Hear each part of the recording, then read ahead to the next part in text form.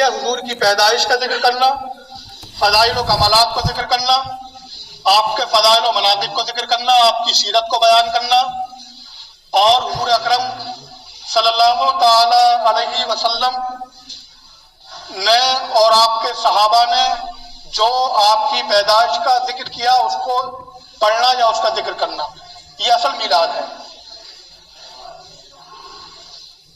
میں نے قرآن کی آیت پڑھی، اللہ فرماتا ہے قُلْ بِفَضْلِ اللَّهِ وَبِرَحْمَتِهِ فَلْيَفْرَحُوا هُوَ خَيْرٌ مِّمَّا يَجْمَعُونَ۔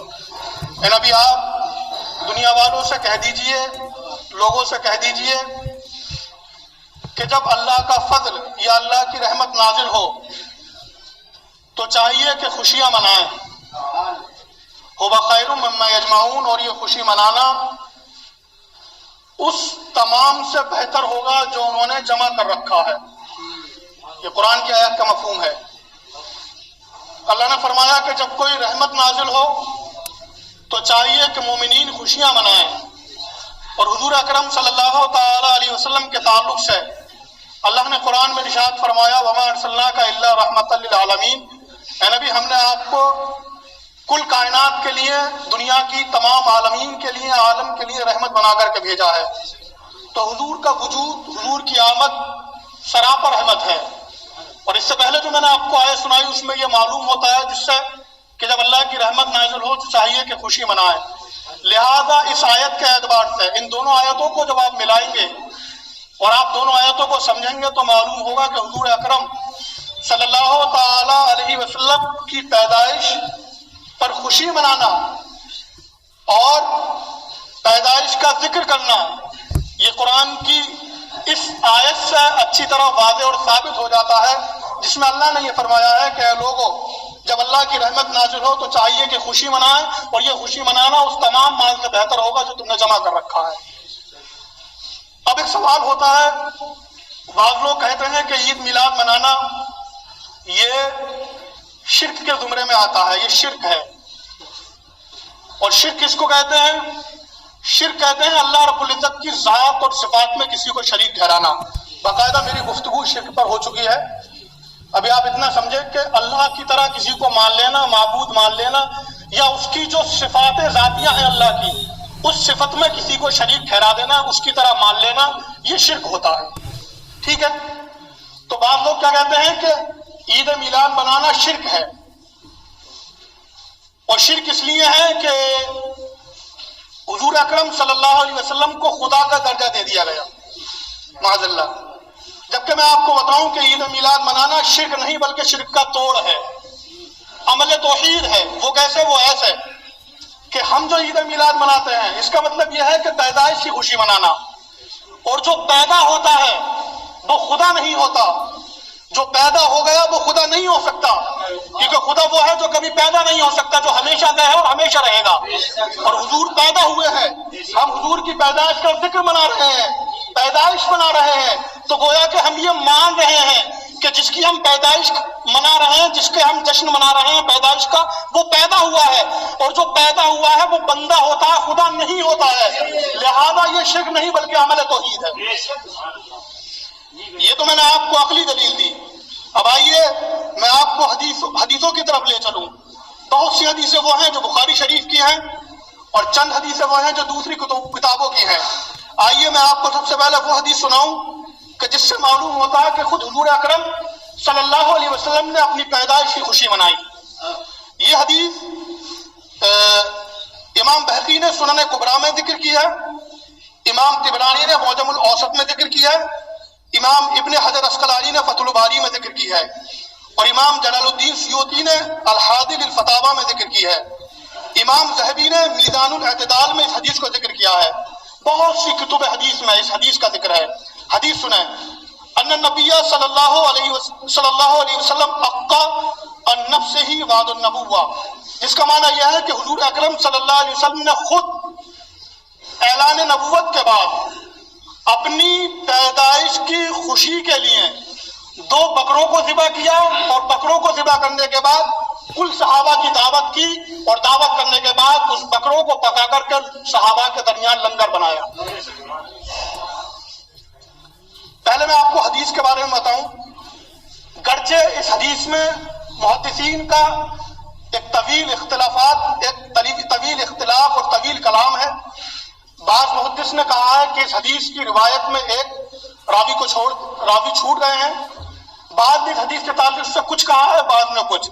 بہرحال لیکن آپ اتنا سمجھیں کہ جب تک اگر یہ حدیث ضعیف بھی ہے تو جب تک کسی ضعیف حدیث کے مقابلے میں صحیح حدیث نہیں آتی ہے تب تک اس ضعیف حدیث کو باطل نہیں مانا جاتا ہے. ایک باریکی ہے، ایک باقاعدہ جو اس پر بیان ہوگا حدیث کے تعلق سے، اس پر میں بیان کروں گا. ابھی آپ اتنا سمجھیں کہ حضور اکرم صلی اللہ علیہ وسلم نے 2 بکروں کو ذبح کیا اور ذبح کرنے کے بعد ان بکروں کی عام دعوت فرمائی صحابہ کے درمیان. بعض لوگوں نے، بعض محدثین نے، بعض علماء نے کہا ہے کہ حضور نے یہ عقیقہ کیا اپنا، لہذا یہ عقیقے کی دعوت تھی. تو عقیقے کی بھی اگر دعوت تھی تو عقیقہ بھی پیدائش کی خوشی میں منایا جاتا ہے. ولیمہ ہوتا ہے شادی کی خوشی کے لیے اور عقیقہ ہوتا ہے پیدائش کی خوشی کے لیے، میلاد کی خوشی کے لیے. لہذا حضور اکرم صلی اللہ تعالی علیہ وسلم نے ان 2 بکروں کو ذبح کرنے کے بعد صحابہ کے درمیان دعوت کر کے یہ امت کے لیے درس دے دیا کہ عید میلاد منانا اور میلاد کے لیے لنگر لٹانا یہ بدعت یا شرک نہیں بلکہ سنت رسول ہے. اور خود صحابی رسول حضرت حسان بن ثابت کے تعلق سے آپ نے سنا ہوگا. حضرت حسان بن ثابت رضی اللہ تعالیٰ نے عرض کیا، یا رسول اللہ میں آپ کا میلاد پڑھنا چاہتا ہوں. حضور نے منبر لگایا، حضرت حسان بن ثابت سے فرمایا کہ سناؤ، کیا سنانا چاہتے ہو؟ حضرت حسان بن ثابت کہتے ہیں، وَحَسَنُ مِنْكَ لَمْ تَرَ قَطُّ عَيْنِي وَأَجْمَلُ مِنْكَ لَمْ تَلِدِ النِّسَاءُ خُلِقْتَ مُبَرَّأً مِنْ كُلِّ عَيْبٍ كَأَنَّكَ قَدْ خُلِقْتَ كَمَا تَشَاءُ. کہتے ہیں یا رسول اللہ آپ سے زیادہ حسین و جمیل میری آنکھ نے نہیں دیکھا ہے، اور دیکھا اس لیے نہیں ہے وَأَجْمَلُ مِنْكَ لَمْ تَلِدِ النِّسَاءُ، دیکھا اس لیے نہیں ہے کہ آپ سے زیادہ خوبصورت کسی ماں نے پیدا ہی نہیں کیا ہے. یہ پیدائش کا ذکر ہے کہ نہیں ہے؟ یہ میلاد کا ذکر ہے کہ نہیں ہے؟ صحابی رسول کہہ رہے ہیں کہ دیکھا اس لیے نہیں ہے کہ آپ سے زیادہ خوبصورت کسی ماں نے جنا ہی نہیں ہے. خلقت مبرأ من کل عیب، یا رسول اللہ آپ کو ہر عیب سے پاک پیدا کیا گیا ہے.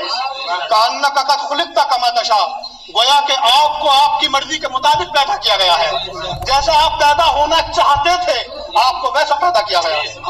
یہ صحابی رسول کا قول ہے. اب آئیے بخاری شریف کی طرف چلتے ہیں. بخاری شریف کی حدیث پاک ہے. اس کے علاوہ اس حدیث کو اور بھی دوسری کتابوں میں ذکر کیا گیا ہے، لیکن میں جو آپ کو یہ حدیث سنا رہا ہوں یہ بخاری شریف کی حدیث ہے.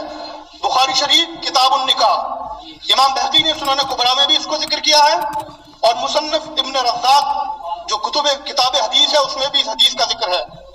لیکن میں جو آپ کو سنا رہا ہوں یہ بخاری شریف کی حدیث ہے. پہلے میں آپ کو اردو میں سنا دیتا ہوں تاکہ میں اپنا وقت بچاؤں. ابو لہب جو حضور کا ایک خاندانی چچا تھا، جب اس کے اور ایک سڑا ہوا کافر تھا، ایسا سڑا ہوا کافر کہ جس کی ہجو اور مذمت میں قرآن کی آیتیں نازل ہوئی ہوں، جس کی برائی میں تبت یدا ابی لہب، اے ابو لہب تو ہلاک ہو جا، تیری ذات ہلاک ہو جا، تیرے ہاتھ ہلاک ہو جا. یہ قرآن کی آیت ہے. سڑا ہوا کافر، اس کو اس کی باندی سویبہ نے، پہلے دور میں غلام اور باندی ہوا کرتے تھے، لوگ بکا کرتے تھے بازاروں میں. ابھی وقت نہیں ہے، کسی دن اس پر بھی بیان کروں گا. حضور نے ہی اس رسم کو ختم کیا اور پوری دنیا کو آزادی دلائی. غلامیت کی زنجیروں سے نکال کر کے حضور نے آزادی کی دہلیز پر نوع انسانیت کو لا کر کے کھڑا کر دیا. تو یہ سویبہ ابو لہب کی باندی تھی. اس نے آ کر کے خوشخبری دی کہ تمہارے یہاں بھتیجا پیدا ہوا ہے. تو ابو لہب نے اپنی ان 2 انگلیوں سے اشارہ کر دیا کہ تو آج سے آزاد ہے، تو اپنی زندگی جی لے، تو آزاد ہے. سویبہ آزاد ہو گئی. ابو لہب کا انتقال ہوا. ابو لہب کے بھائی حضرت عباس نے، یہ ایمان لا چکے تھے، انہوں نے خواب میں دیکھا ابو لہب کو. کہا ابو لہب کیا گزری؟ بخاری کی حدیث ہے، یہ روایت یا کہانی نہیں ہے. ہمارے عقائد اور ہمارے نظریات کا مذاق بنانے والے روایت اور بزرگوں کی کہانی کہہ کر کے اس حدیث سے سبق حاصل کریں. پوچھا کہ تم پر کیا گزری؟ ابو لہب نے کہا میں سخت عذاب میں ہوں، اوپر نیچے چاروں جانب سے میرے اوپر آگ ہے، جہنم کے عذاب میں مجھے داخل کر دیا گیا ہے، لیکن پیر کے دن میرے عذاب میں تخفیف ہوتی ہے. اور جو انگلیوں سے جو میں نے اشارہ کر کے اپنی باندی کو اپنے بھتیجے حضور صلی اللہ علیہ وسلم کی پیدائش کی خوشی میں آزاد کیا تھا، ان 2 انگلیوں سے مجھے پانی پلایا جاتا ہے اور اس پانی کو پی کر کے میں اپنی پیاس کو بجھا لیتا ہوں اور مجھے تھوڑا سکون پیر کے دن ملتا ہے، میری اذان میں تخفیف ہوتی ہے۔ حدیث پوری ہوئی، لیکن حدیث سے آپ بات کو سمجھیں۔ سویبہ باندھی تھی اور باندیاں خریدی جاتی تھی، گویا کہ وہ مال تھا، پیسہ تھا۔ حضور کی پیدائش کی خوشی میں ابو لہب نے اپنا پیسہ خرچ کیا، باندی کو آزاد کیا تو پیسہ خرچ کیا اور خوشی بھی منائی۔ تو حضور اکرم صلی اللہ علیہ وسلم کی پیدائش کی خوشی منانے سے ایک سڑے ہوئے کافر کی اذان میں تخفیف ہو سکتی ہے۔ تو وہ جو مومن اور مسلم ہے، کامل مومن ہے، حضور کو امتی، حضور کا چاہنے والا، حضور کا کلمہ پڑھنے والا ہے، اگر وہ حضور کی پیدائش کی خوشی منائے گا اور پیسہ خرچ کرے گا تو یقیناً اللہ کی ذات سے امید ہے کہ اللہ رب العزت کل قیامت کے دن اس کو بخشش کا پروانہ عطا فرما دے گا۔